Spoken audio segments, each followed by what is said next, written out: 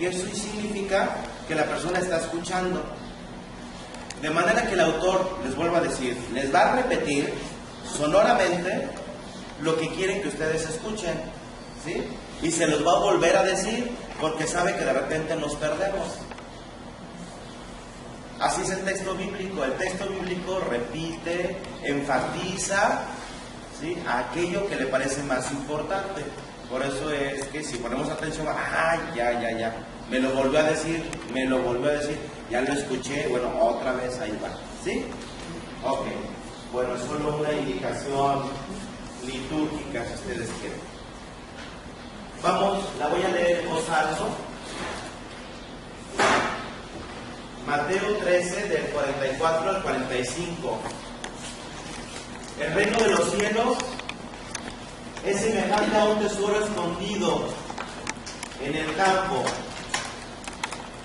que al encontrarlo un hombre lo vuelve a esconder y de alegría por ello va, vende todo lo que tiene y compra aquel campo.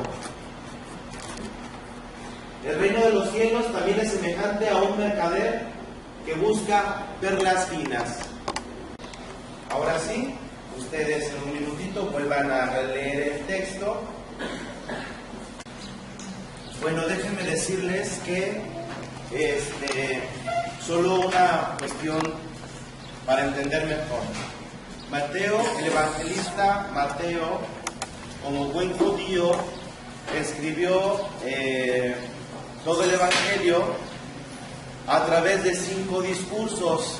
El número 5 es muy importante para la cultura judía. De manera que este capítulo 13, ¿sí?, se puede titular, aunque no viene así, sobre la naturaleza del reino, porque habla de todas las parábolas que tienen que ver con el reino. Curiosamente, estas parábolas, algunas de ellas no las van a encontrar ni en Lucas, ni en Marcos, ni en San Juan, porque a ninguno de ellos les interesa tanto hablar del reino de Dios como a San Mateo. Pues todo el capítulo 13 sí es propio de San Mateo, ¿sí? Y tiene que ver con la naturaleza del reino. ¿Qué es el reino? Pues que como una perla, ¿no?, como un tesoro escondido, como el grano de mostaza, nos vamos a encontrar varias comparaciones. Un discurso anterior tiene que ver con las disposiciones personales para vivir el reino, y es en el capítulo donde vienen las bienaventuranzas, ¿sí? Las disposiciones personales, aquello que hay que hacer para construir el reino entre nosotros, ¿sí? Luego vienen otros 3 discursos que tienen que ver, el último, la comunidad que acepta el reino, ¿sí? La comunidad que ya acepta la situación del reino y entonces se da cuenta que hay que evangelizar, y luego las consecuencias del reino hacia la vida futura. Son los discursos que Mateo va a manejar para enseñarnos todo con una finalidad: en qué consiste el reino de Dios y cómo se puede experimentar. Entonces, este capítulo 13 nos habla de la naturaleza del reino. Es este que estamos, pues nada más en los versos 44 y 45, ¿sí? Muy bien. Para comprender mejor el texto, las parábolas son relatos breves y creíbles. Eso es muy interesante. Las parábolas regularmente las entendemos como algunos cuentitos, puede ser, no son cuentos. La parábola está hecha sobre todo para asimilarla de manera personal. Es como un espejo. Te lo digo a ti, Chana, para que lo entiendas tú, Juana, ¿sí? De algún modo, cuando tú lees una parábola, lo primero que hay que pensar es colocarse uno colocarse uno en cada uno de esos personajes. Y te cuestionas, si lo piensas en tercera persona no va a funcionar, ¿no? Porque además, pues sí, aquel hizo esto, ¿no? Aquel encontró. Cuando tú ya te quieres poner ahí en primera persona con alguno de los personajes, ya te empiezas a cuestionar. Como en este momento, por ejemplo, se puede preguntar si son mujeres u hombres que sentimos alegría, ¿no? Al encontrarnos un tesoro, el reino de Dios como un tesoro. Y pues ya nos puso en jaque, ¿no? Porque eso de entender el reino de Dios como un tesoro implica que entonces ya dejaste todo, ya abandonaste todo, tu manera de pensar, y dices, esto es lo mío, a esto me voy a dedicar. Y cada quien sabe si sí pasa eso o no pasa eso. Pero la referencia está en eso, ¿no? Aquí está un tesoro. ¿Qué haces con un tesoro? O con aquello que consideras un tesoro, ¿no? Lo cuidas. Pero eso de lo cuidas es así como que muy pasivo, ¿no? O sea, si encontraste lo que más deseabas, ¿no? Pues lo disfrutas, y además todas tus motivaciones y toda tu energía está encaminada a eso. Toda tu intención, día y noche, piensas aquí, dejas mil cosas, te deja de interesar todo. Bueno, entonces ya se pueden ir preguntando, ¿no? Eso es muy cierto. Pero además es creíble, o sea, es muy creíble en la experiencia que el autor quiere decir delante de Dios. O sea, cuando se dice que, por ejemplo, el buen samaritano, ¿no? Pues que hay uno que fue y que sí se portó de manera fraterna, pues es creíble, ¿no? O como en este caso, que alguien lo puede dejar todo por sentirse muy alegre, por buscar los asuntos de Dios, pues es también muy creíble, ¿no? O sea, no son cuentos, no son inventos. Una parábola entonces tiene la finalidad de ponerles enfrente de esa misma actitud y ya preguntarles si pueden, así como un espejo, si puedes o no lo puedes hacer. Ya te cuestiona por la simple imagen. Este fulanito hace esto, ¿tú lo puedes hacer? ¿Serías capaz de hacerlo? ¿No? Ok. Fíjense en algunos de estos elementos de esta cita que acabamos de leer. El hallazgo no se produce en las mismas condiciones. Un hombre lo busca con esfuerzo, el otro lo encuentra de forma inesperada, ¿no? En uno busca perlas finas, el otro de repente se encuentra el tesoro, ¿no? En todo caso, ambos toman medidas para quedárselo, observan cómo las medidas son radicales o son drásticas o son urgentes. En el caso de arriba, ¿verdad?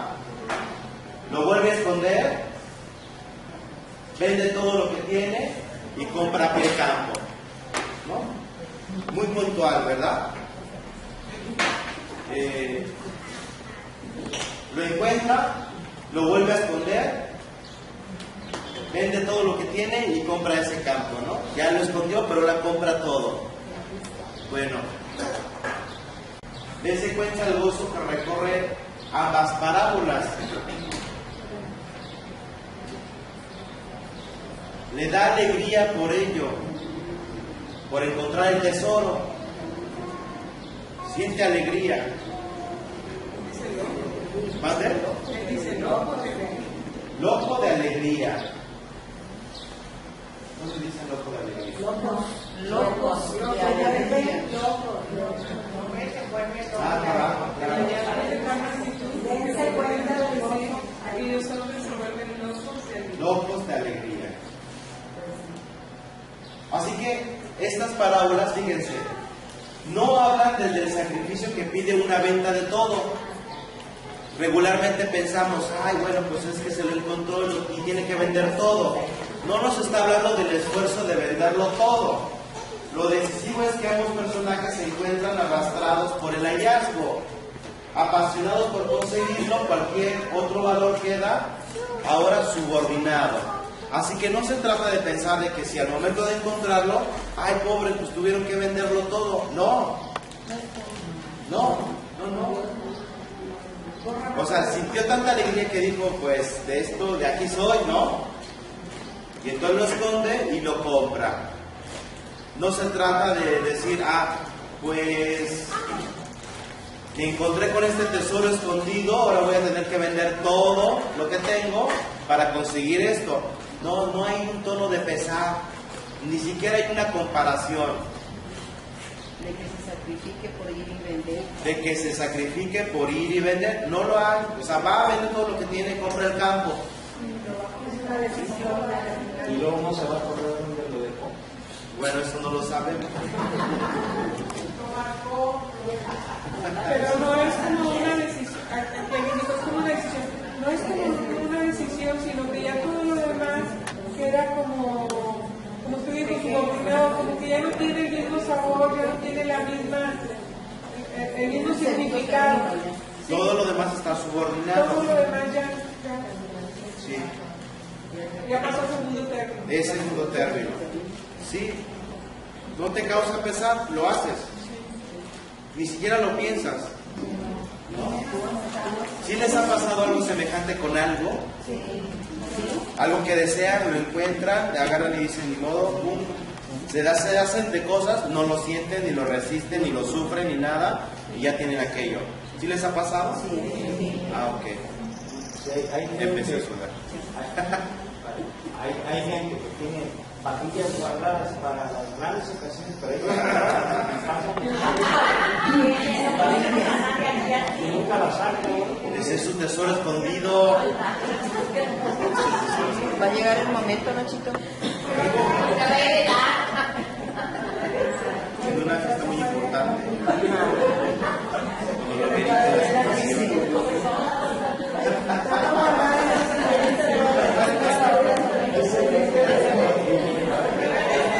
Ok. ¿Vale?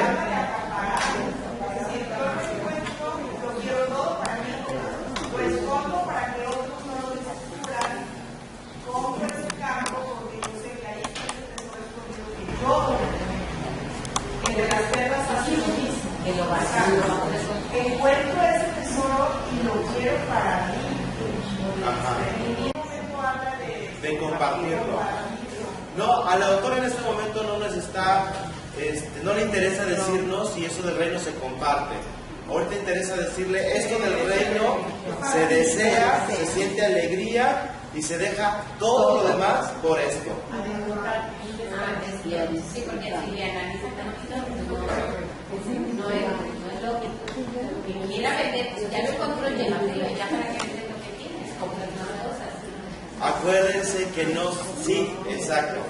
Dice por acá que no, bueno, que como que no es muy lógico, pues si ya lo tienes, ¿para qué vendes todo? No. A veces las parábolas no tienen una cierta lógica racional, sino como más intuitiva, más emocional, ¿no? O sea, ¿qué les dice a ustedes? ¿O qué sienten? ¿O cómo perciben cuando leen esto? Cuando leen el texto. ¿Vale? No, o sea, no se trata de eso, te estás perdiendo, no se trata de eso. ¿Vale?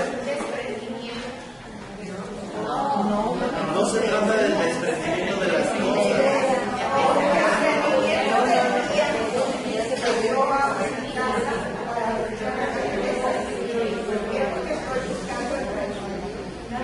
¿Qué es eso? ¿De qué estamos hablando? Todavía no llegamos a esa parte. Ok. Ahorita me dices.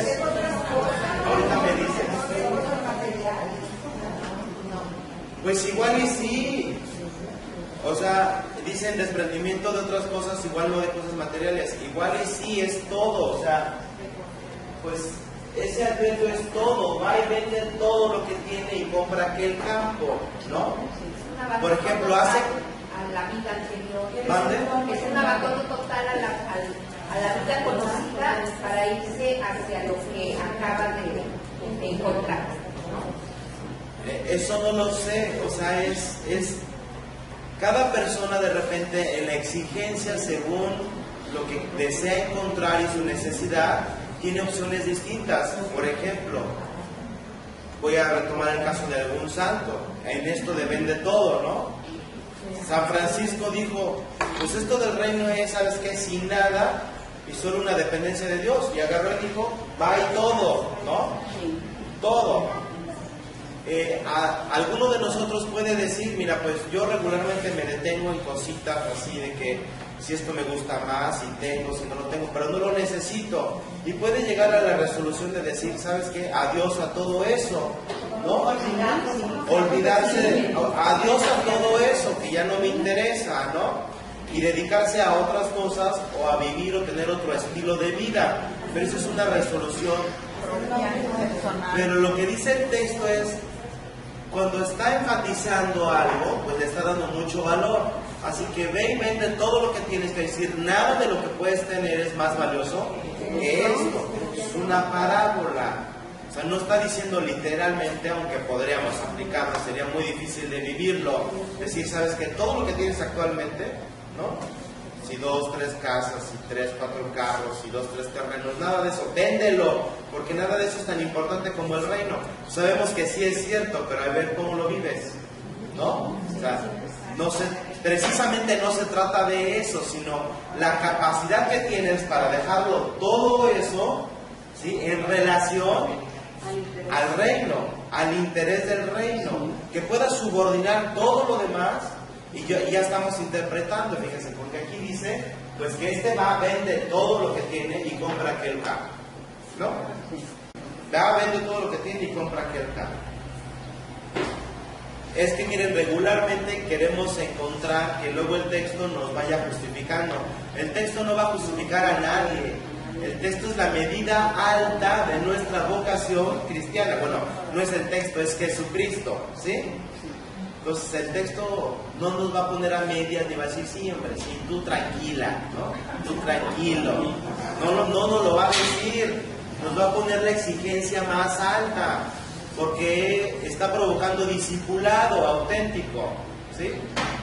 Ok. Entonces no hablan del sacrificio de venderlo todo, sino de la alegría del hallazgo. Les preguntaba yo si habían tenido una alegría semejante. Alegrarse por un encuentro y de repente dejarlo todo lo demás y dedicarse solo a eso. ¿Sí, verdad? Ok. Apasionados por conseguirlo, cualquier otro valor queda subordinado. Bueno, así ocurre con el reino de Dios. Bueno, a todos ustedes se les preguntaría, así como seguramente en sus primeras motivaciones, cuando decidieron entrar a un grupo a participar de la iglesia, pues encontraron o se hallaron un tesoro, ¿no? Y fueron capaces de modificar de algún modo pues hasta su estilo de vida. Sí. Bueno, pues entonces la pregunta sería si aún consideran que esto es su gran tesoro. Sí.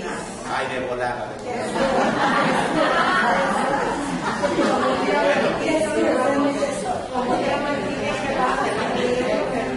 Entonces descubrir este tesoro significa orientar toda la vida, ¿verdad? Les orienta los tiempos, lo que es más importante, ¿no? Les ubica en una escala de valores.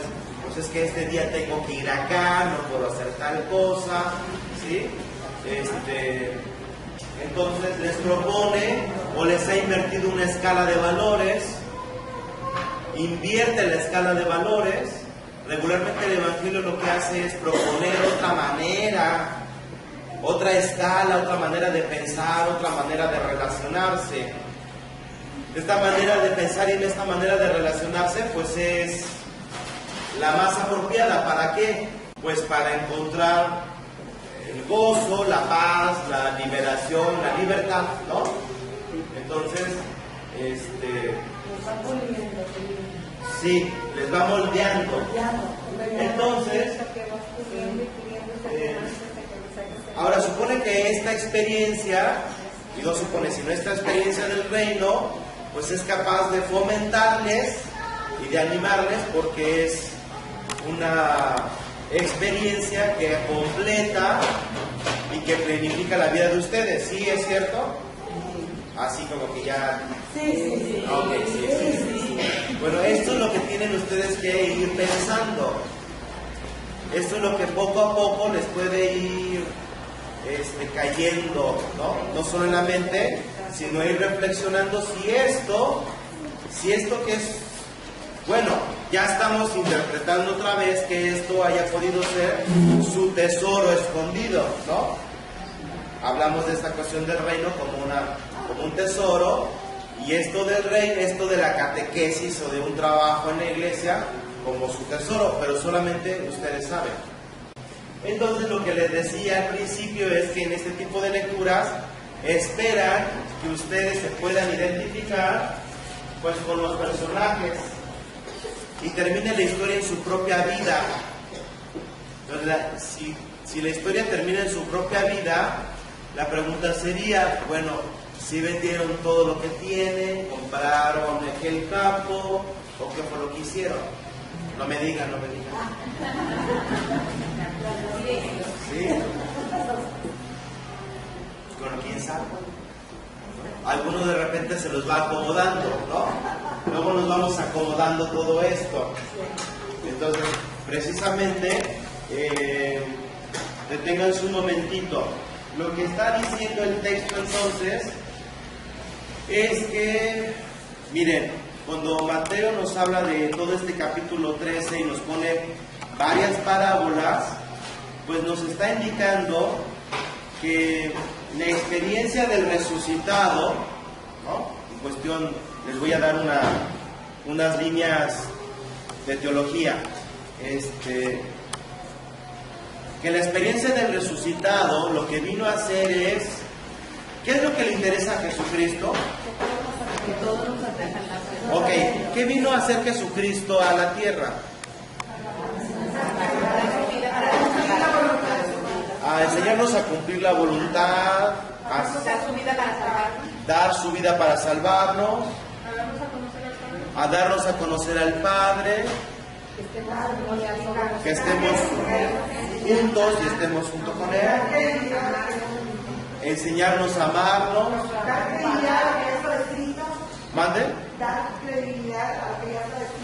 credibilidad a la profecía, ¿no? A lo que ya estamos.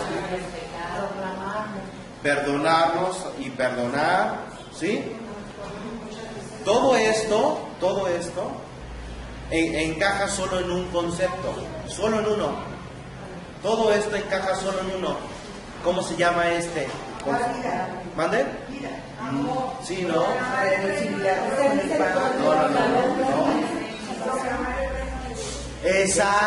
Exacto. Todo esto encaja en la construcción del reino de Dios. ¿Qué vino a hacer Jesucristo a la tierra? Construir el reino de Dios. ¿Cómo lo hace?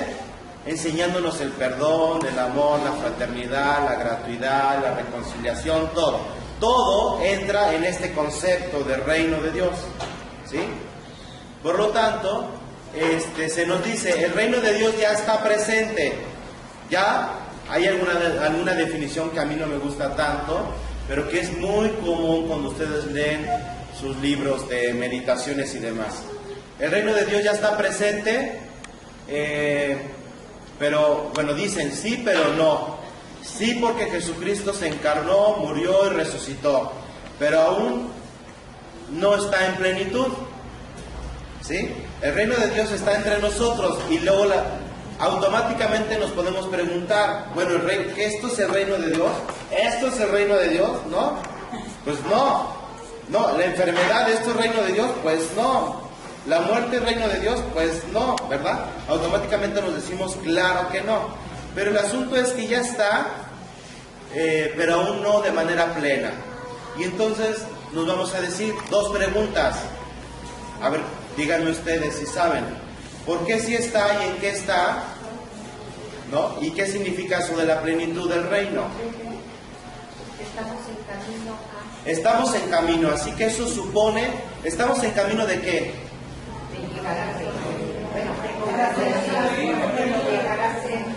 De llegar. De ser discípulos a ser apóstoles. No, pero ya me la cambiaste.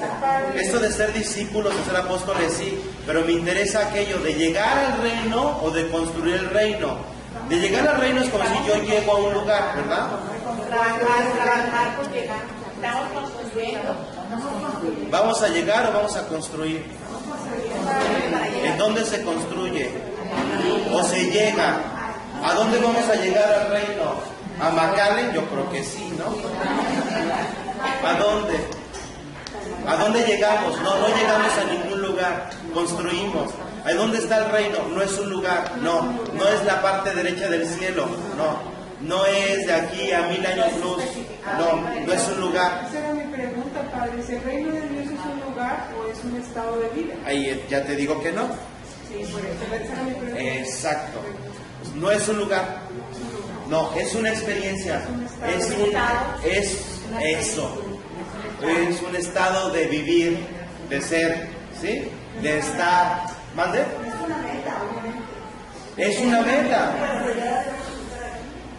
Pero ya inicia aquí, ya se inicia aquí. Pues sí, pero no depende de nosotros, sino de todos. Tiene su fundamento en Jesús, ¿sí? Algo que ya inicia aquí.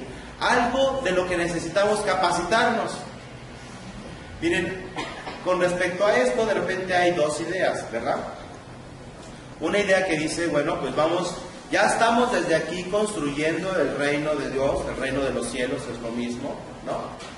Ya desde aquí, lo vamos construyendo con nuestras actitudes, nuestra manera de pensar, la modificación de nuestras lógicas mentales, racionales y espirituales también, ¿no?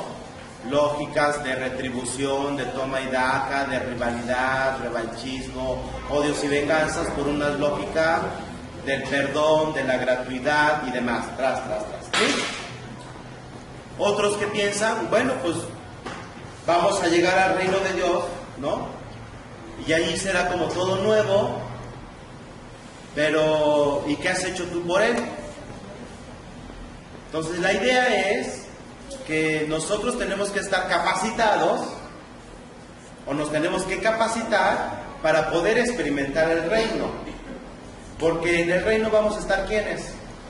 ¿Por qué dudan? ¿Los merecedores? Los que aceptemos. O bueno, ¿quiénes van a estar en el reino? Si es más fácil. ¿Mande? Bueno, no me refería si aquellos que se portan bien o mal, no ese es el tema. Me refería que ¿quiénes van a estar en el reino? A ver, una pregunta muy interesante. Ok, bueno, quién sabe si todos, porque puede ser que alguno diga que no. Los que aceptemos. Ok, los que aceptemos. Bien, esa es una respuesta correcta. Los que aceptemos. ¿Sí? Los que acepten de cumplir la voluntad del Padre. Los que acepten el perdón. ¿Sí? Ok. Muy bien, entonces, pero sobre todo, ¿cuál es la relación, podemos decirlo así, la relación fundamental que es fundamental en el reino de Dios? Relación de nosotros con quiénes o con quién. ¿Cómo se han imaginado? ¿Mande? Dios Padre y nosotros con el prójimo.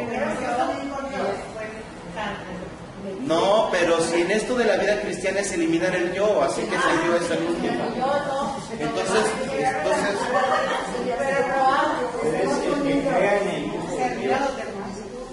el que cree en el Hijo de Dios. Padre, yo creo que se trata de entender que todos somos hermanos del criminal y del que comete violencia y todo, y que como hermanos necesitamos como decía ella, ¿verdad? O sea, abrirnos, o sea, salir del yo para tener ese encuentro y hablarle precisamente de que todos estamos llamados a la salvación y, como dice, decirle que nos acompañe en el camino para que estemos allá todos. O sea, que es mera complicado, pues debe ser lo más complicado del mundo, creo que si entendemos la hermandad como Jesucristo nos dio un modelo de vida, estamos llamados a seguir ese modelo de vida, porque finalmente somos hijos de Dios igual que Jesucristo. Todo esto está muy bien, entonces voy a cambiar la pregunta. ¿Cuál es la relación que basta en el reino de los cielos? La reconciliación, la confesión. La que basta, solo una. ¿Vale? La relación, no la vivencia, la relación. ¿La relación con quién? ¿Con el prójimo, no con Dios? ¿Es la que basta?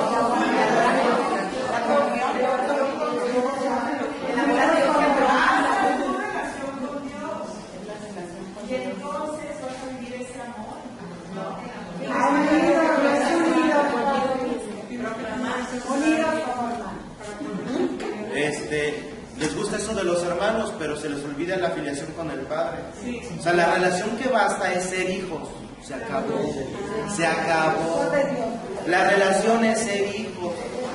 En el Antiguo Testamento, los términos de la alianza están en términos de pertenencia a un pueblo. Yo seré tu Dios, tú serás mi pueblo. Pero también está en referencia a la afiliación. Tú serás para mí un hijo, pero yo seré para ti como un padre. ¿Sí? Entonces, en el reino de Dios, la relación que basta es la de la filiación. Es aprender a ser hijo. De hecho, en Jesucristo nosotros aprendemos a ser hijos. Exacto. Por eso él se dice, hace 2 o 3 domingos atrás, se dio que tenía Jesús 5 títulos y uno de ellos era el Hijo del Padre. Creo que fue ciego. Era el Hijo del Hombre. El Hijo del Hombre. Y yo recuerdo que Erika nos decía que lo meditáramos, que lo viéramos cada uno. El Hijo del Hombre, meditándolo. Bueno, si es el Hijo del Hombre, ¿por qué se autollama Hijo del Hombre? ¿Eso qué quiere decir? Que es hijo de María. Espérenme. Bueno, le estoy diciendo mi conversación. Si es hijo de María y nosotros que somos de María, nosotros tenemos la idea de que María nos dejó como mamá. Si nosotros también tenemos a María como mamá, entonces Jesús, ¿qué es? Nuestro hermano. Y si Él es el Hijo del Padre, ¿nosotros qué venimos siendo? Pues sí, también es Padre.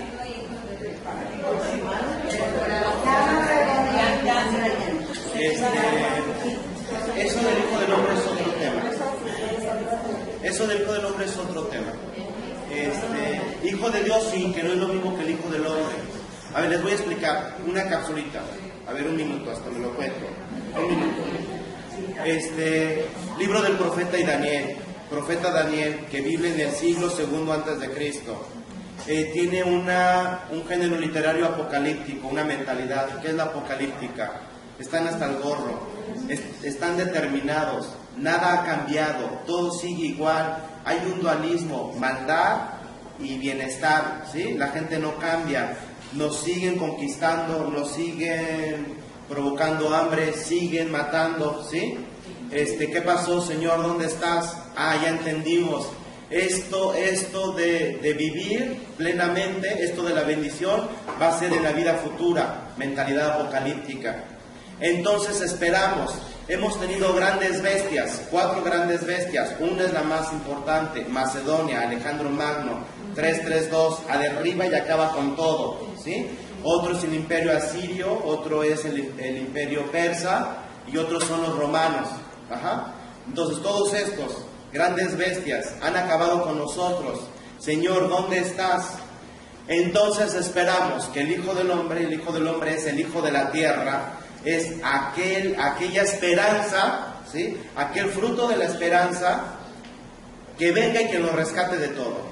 Pero tiene tintes de mesianismo, y tiene tintes de guerrero, tiene tintes de venir y de colocar la paz sobre una guerra. O es el fruto de la paz después de una guerra. ¿Sí? Ok, no, rompí récord. Medio minuto. Este es el Hijo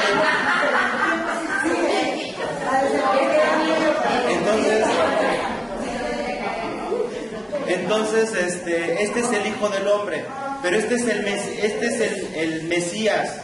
Ahora, la pregunta que les hago es, ¿ustedes se quedan conformes con la paz después de una guerra? No. Después de pequeñas batallas, ¿les gusta la paz que queda? No. Esa no es la paz. El Hijo del Hombre trae esta paz. Es la imagen del Mesías, pero del Mesías al Antiguo Testamento. Guerrero, aquel que les digo que llega en caballo y saca la espada, pero Jesús llegó en burro y saca sus palmitas. ¿Sí? Ok, ese es el Hijo del Hombre, así que nada que ver con nuestro tema sobre la filiación. Entonces, la filiación, ¿sí? La relación que importa en el reino de Dios es ser hijos. Porque además yo les pregunto una cosa, que esto es muy interesante. En la construcción del reino, en el estar en el reino, pues lo único que basta es mi relación con Dios. O sea, de frente a mi relación con Dios, ninguna otra relación es pues necesaria. ¿Mande? Digo, estoy de acuerdo en necesarias, pero válidas sí son porque estoy de acuerdo que la por encima de todas es esa. Ok. ¿Es válido? Bueno. Es que la amar a Dios es amar a todos. Bueno, ya eso ya es mucha especulación porque ya no sabemos. Si cuando hablamos de como cuando es una relación que nos basta y que es necesaria y que es la única que nos, o es la que nos sostiene y la que nos mantiene, pues tú dices, bueno, ¿qué otro tipo de relación habrá? Pues quién sabe, ¿no? Bueno, yo creo que usted se refiere a un me imagino. Sí.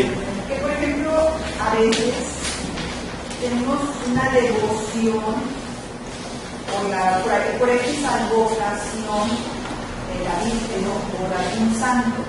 Entonces consideramos que es más importante hacer pues esto a nuestra relación con Jesús, a leer las Escrituras, a profundizar en relación con Él. ¿Es a esto continuamente lo que se refiere? Bueno, hablábamos de la experiencia del reino de Dios ya como en el sentido pleno de la relación que tenemos y con quién la tenemos. Yo digo que pues, la relación con el que la vamos a tener es con Dios. Porque solo Dios basta. Yo no sé si ahí, yo ya no me imagino más, ¿no? Pero bueno, entonces, ahora, ¿cuándo es eso de la plenitud? Bueno, entonces quedamos, eso es cuando esté pleno, ¿verdad? Reino de Dios en plenitud. En el reino de Dios no hay vacíos, no hay inconformidades, ¿sí? No hay odios, no hay enfermedad. De manera personal, lo que sí hay una relación con Dios donde se está experimentando la filiación y la reconciliación, ¿sí? Y curiosamente es mi necesidad de plenitud y de llenar mis vacíos. Por eso en ese momento, ¿sí? Es mi perdón, es el perdón que experimento, es la gratuidad la que estoy experimentando, la reciprocidad con Dios, en estos términos. Ahora, aquí entonces, ¿cómo vamos a construir el reino? Ya está, pero ¿eso qué significa? Pues significa que todos necesitamos ponernos las pilas, todos, proceso de discipulado, todos. Es decir, no vamos a querer llegar al reino sin antes hacer ensayos de fraternidad, porque si no aprendemos aquí a vivir la fraternidad, ¿cómo queremos vivir allá la fraternidad? Si aquí no hacemos ensayos de vivir la filiación con Dios, ¿cómo queremos decirle que sí y vivir como hijos? Entonces eso de ya es como los ensayos. Ensayo de vivir la filiación, la fraternidad, de aprender a vivir la gratuidad, ¿sí? Porque una persona que no se ha preparado ni sabe, pues cuando llegue allá, ¿qué va a hacer? No, pues se trata de un estilo que ya empieza desde aquí. Por eso Jesucristo se encarnó, nos enseña cómo, nos dice cómo hay que vivir, muere y resucita, para enseñarnos todo, ¿no? Todo así. Es un pack, ¿no? Todo está ahí. Se encarna, muere y resucita. se encarna, te dice cómo, a quién hay que seguir, de qué manera, para que puedas experimentar ¿qué? Pues la muerte y experimentar la resurrección. Esto de la vida cristiana entonces consiste en eso, por eso es importante proceso de discipulado como muerte, como conversión y como resurrección también. ¿Me explico? Ya la plenitud, Padre, eso va a ser después de allá cuando estamos muertos. Y más allá. Y más allá. Y más allá. La plenitud dice segunda venida de nuestro Señor Jesucristo. ¿Sí? Ok.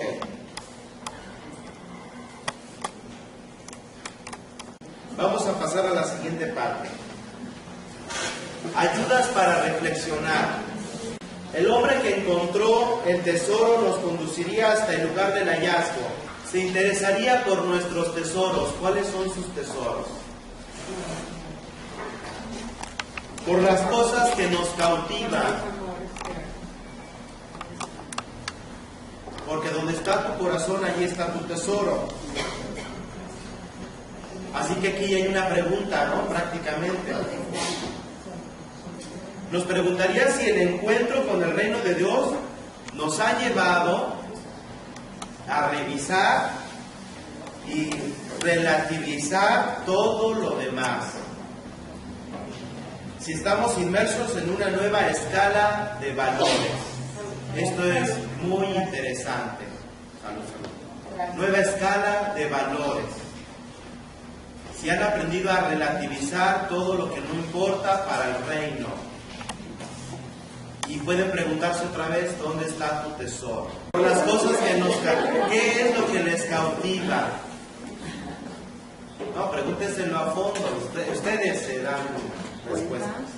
Y una persona que puede responder de manera positiva a todo esto, pues ya es un santo, ¿se dan cuenta? Ya. Sí. Y hay que poner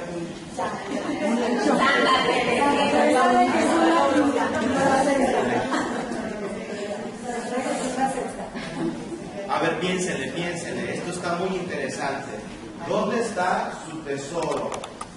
¿Ya aprendieron a relativizar sus valores? Miren, eso de relativizar los valores, pues, por ejemplo, dar y dar, aunque no esperen nada. Cuando ustedes dan, ¿esperan algo? Sí. Bueno, ustedes contéstense, solitos.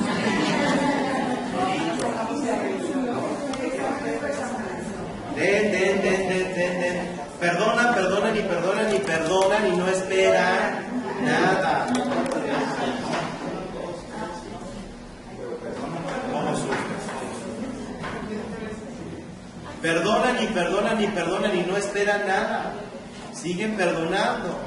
Cuando lo típico es, no, es que ya perdoné, ya fue demasiado, ¿no? Allá hasta me vieron la cara. Pero eso es allá. Exacto, eso es allá, eso no es aquí. Por eso el reino es aquí, es de aquí, para llegar a la plenitud allá. ¿Sí? Sí, la idea es exactamente eso, relativizar. ¿Qué es lo que más importa? El que no perdona no vive. ¿Ok? El que no vive tranquilo. El que no perdona no vive.